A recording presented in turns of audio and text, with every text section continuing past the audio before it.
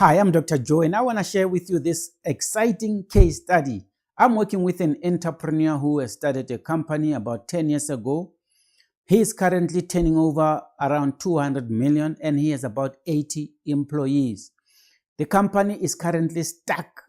It's not moving. If anything, things are falling apart. If you have been there, you can understand how painful it is. And when I met him, he said, look, I've invested everything. I've worked so hard for things to fall apart right now.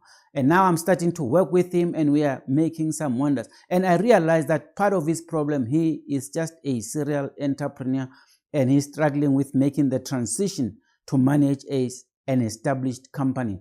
Now, you know me, I'm a man of models and I started implementing this model with him and I want to share this model with you. And I promise you, it will assist you. Let's go to my slide deck.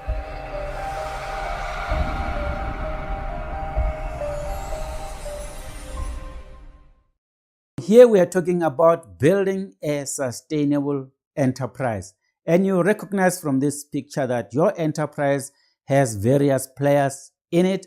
And these players have to be rowing in the same direction for you to gain traction. Otherwise, things will fall apart if there's no united, shared vision. But let me remind you, you start with an idea at an early stage of your company.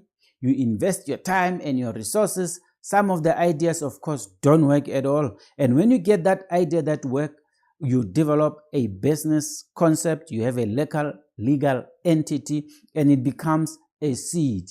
From a seed, it now becomes a startup. When you have a startup, you now go look for supporting functions. You put systems and processes. You now monitor the growth of your revenue and headcounts increases. Then there's high growth. Then you get to a point where you internationalize. You go to other markets, right? Now, from a seed to a startup, you need a different strategy. Most of the time, it's an entrepreneur with one or two people, then they do everything else. When you move from a startup to expansion, you now have various people. You need to learn to delegate. You need to monitor. You have systems, you have processes, and it's a total different ball game. So this entrepreneur that I'm working with, he's good taking a seed to a startup. He does it beautiful. That's why he managed to build a company that's now turning over 200 million. Now he has to deal with systems and processes is tough. So I said to him, look, the way I do it, I segment this into 5 different building blocks. So here you work with organizational life cycles. You need to know where you are in the life cycle of an organization. Then you need to develop a proper business model, and I use the business canvas model. Then you have to have efficient operations. This is where you're entrenching systems and processes. You measure the growth of your revenue. You count every cent. You know where it goes. Then someone else needs to be looking at a strategic plan to say 5, 10 years down the line, what are we becoming? And then someone else needs to be entrenching change. There's constant change that you need to implement. And it's the change implementation that most organizations struggle with, like the man that I am working with. So I said to him, to build a sustainable, competitive company, it's a function of 3 things. 1, leadership drivers. 2, what we call enabling factors. 3, your performance lag indicators.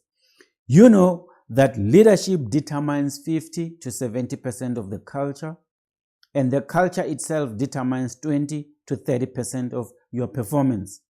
So when an organization is struggling with performance, if an organization does not meet the targets, we look at the leaders. That's why most of the time they fire the leaders, they bring the new leadership.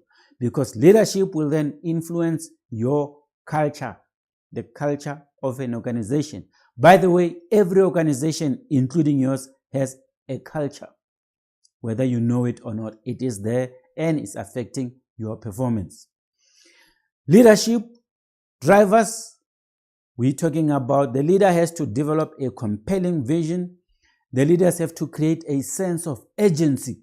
Remember, the organization, as it grows, people now start to drag their feet they get used to the way they used to do things, and there's no urgency. So you have to be there communicating why things have to change, constantly providing information and data to show people that you need to change.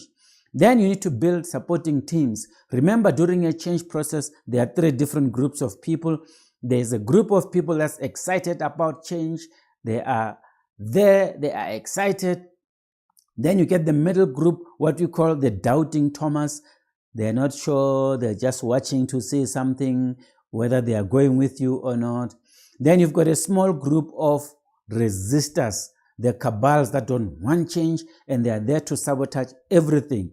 Now you need to deal with those people decisively and remove them, because they are part of the obstacles. If you do not remove them, they will sabotage you. There won't be any change. That's why most of the time when they hire the new CEO, the CEO has to bring his own people that he trusts, that he can work with. Then you have to celebrate quick wins. Remember, people are watching for a sign of change. So any sign or any accomplishment needs to be celebrated, and visibly so. That's what change leaders deal with. Let's go to entrenching enabling factors. These are the culture now. Now you need to make sure that you have got a flexible structure. Gone are the days where you put people in boxes with job description. People need to be flexible, and your structure need to be flexible. Depending on the projects, depending on the tasks, people need to move from one project to the other, and there needs to be flexibility. Your systems and policies need to be changed. Most organizations are using systems that were invented during, Paul Kruger's time back in the days. You need flexible policies and systems. You need a risk management plan. If you are to allow your employees latitude and flexibility for them to try different things, some of the things are going to fail, some of the things are going to create chaos, but you need to have a way to manage risk. Then you need to have values, and we call living values, because values have to be alive, they need to be visible, they need to be implemented. Talent management, we are competing for people. It's a global competition. You need to recruit the right people. You need to take care of them, and you need to have recognition and reward. So if you do those enabling factors properly, you implement a culture that will attract the winners. And finally, it's about performance management. And here, of course, you use the Kaplan and Norton's balance scorecard, where you're not only measuring financials, but you're looking at your customers, you're looking at your internal processes, and you're looking at your organizational growth.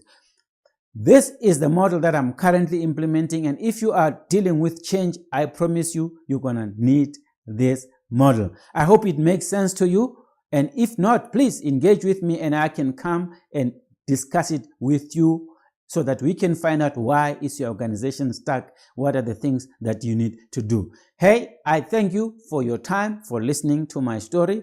Remember to hit the subscribe button so that we can continue to engage. Share this clip with other people so that they can also get access to this information. As for you, continue inspiring greatness.